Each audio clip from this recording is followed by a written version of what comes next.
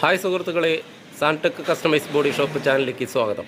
ഇത് electric പോസ്റ്റിൻ്റെ concrete ബേസുമേ just എന്ന് പറഞ്ഞ സീനാണിത്. നിങ്ങൾ തന്നെ ഇത് കണ്ടിട്ട് പറയൂ, ഇത് ഈ ഡോറ് രണ്ടും മാറേണ്ട ആവശ്യമുണ്ടോ?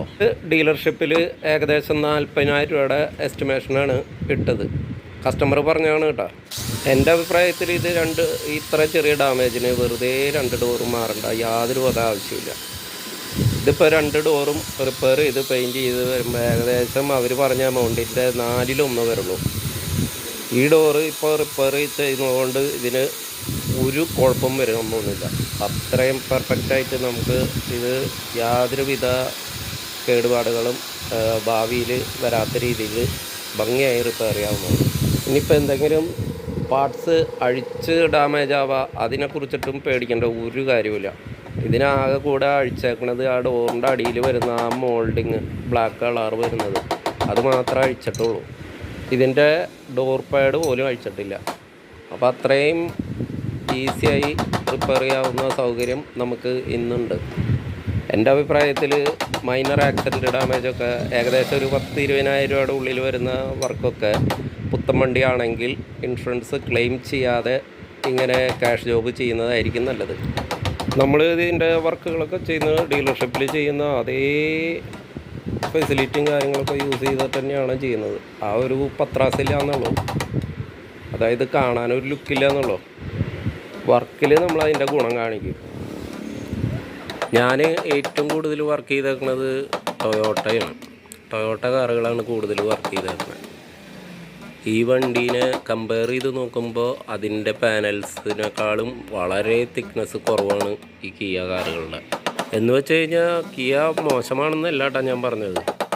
കിയ കാറുകളൊക്കെ നല്ല ഭംഗിയുള്ള നല്ല കാറുകളാണ്, ഓടിക്കാനും നല്ല സുഖമുള്ള കാറുകളാണ്.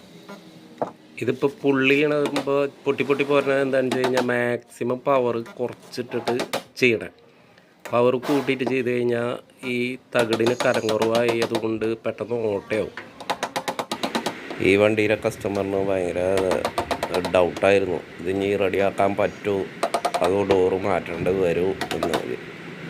ആളെ ഇടയ്ക്കിടയ്ക്ക് ഫോട്ടോ വർക്കിങ്ങിൻ്റെ കണ്ടീഷൻ എങ്ങനെയാണെന്ന് നോക്കിയിട്ട് ഫോട്ടോ അയക്കാൻ പറയും. ആൾ പറഞ്ഞതനുസരിച്ചിട്ട് ഞാനിത് വർക്ക് ചെയ്തുകൊണ്ടിരിക്കുമ്പോൾ പലപ്പോഴായിട്ടുള്ള ഫോട്ടോസ് എടുത്ത് അയച്ചു കൊടുത്തിരുന്നു. ഈ ഡെൻ്റ് എടുത്ത് റിപ്പയർ ചെയ്ത് അതിൻ്റെ പഴയ പൂർണ്ണ രൂപത്തിൽ ഷേപ്പ് കൊണ്ടെത്തിക്കുക എന്നുള്ളതാണ് ഒരു പ്രധാന പണിയായിട്ട് എനിക്ക് തോന്നിയിട്ടുള്ളൂ. ബാക്കിയുള്ളതൊക്കെ എല്ലാം ഒരുപോലെ തന്നെ. ഇതിപ്പോൾ കിയയുടെ ഒരു കാറ്, നമുക്കിപ്പോൾ ഏത് കാറായി കഴിഞ്ഞാലും നമുക്കൊക്കെ ഡെൻറ്റിങ് എന്ന് പറഞ്ഞു കഴിഞ്ഞാൽ എല്ലാം ഒരുപോലെ തന്നെ, അതിലൊരു വ്യത്യാസമില്ല. പിന്നെ ഇത് സൂക്ഷിച്ച് നോക്കിയാൽ കാണാം ചെറിയ കുഴികൾ, അതൊക്കെ എടുക്കാതെ നിന്ന് കഴിഞ്ഞാൽ ഇത് കട്ടി കുറഞ്ഞ തകടായ കാരണേ ഭയങ്കര ഡിഫിക്കൽട്ടാണ്. ഹോള് വീണ് കഴിഞ്ഞാൽ അത് കൂടുതൽ റസ്റ്റ് ഫോം ആവാൻ സാധ്യതയുണ്ട്. കാരണം മാക്സിമം ഹോളാവാതെയുള്ള റിപ്പയറാണത്. പുള്ളിങ്ങൊക്കെ കഴിഞ്ഞ് ഡെൻറ്റിങ് അവസാനിപ്പിച്ച് കഴിഞ്ഞ് പുട്ടി വർക്ക് സ്റ്റാർട്ട് ചെയ്യണം. പുട്ടിയിട്ട് ഫിനിഷ് ചെയ്ത് കഴിഞ്ഞാൽ പ്രൈമർ അടിക്കുക, പെയിൻ്റ് അടിക്കുക, ഫിനിഷ്. അപ്പോൾ സുഹൃത്തുക്കളെ, ഈ ചാനൽ ആദ്യമായിട്ട് കാണുന്നവരാണെങ്കിൽ സബ്സ്ക്രൈബ് ചെയ്യുക. നമ്മുടെ പുതിയ വീഡിയോകൾ ഇനിയും ഇറങ്ങുന്നതായിരിക്കും.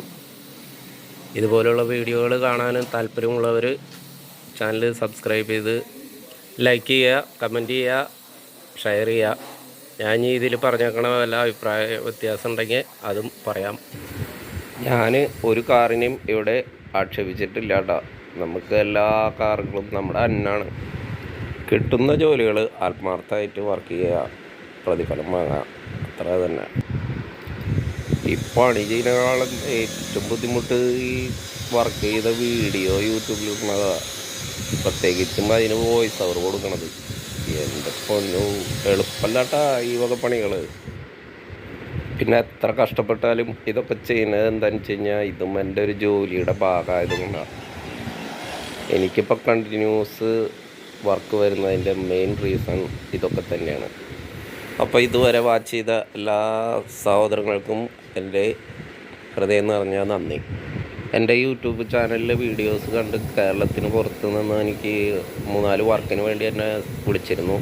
അത് എടുക്കാത്തത് വേറെ ഒന്നും കൊണ്ടല്ല, എനിക്ക് ഒരുപാട് വർക്ക് എടുത്ത് ചെയ്യാനുള്ള സൗകര്യം ഇല്ലാത്തത് കൊണ്ടാണ്, അതിനുള്ള ആളുകളും ഇല്ലാത്തത് കൊണ്ടാണ്. സോറി.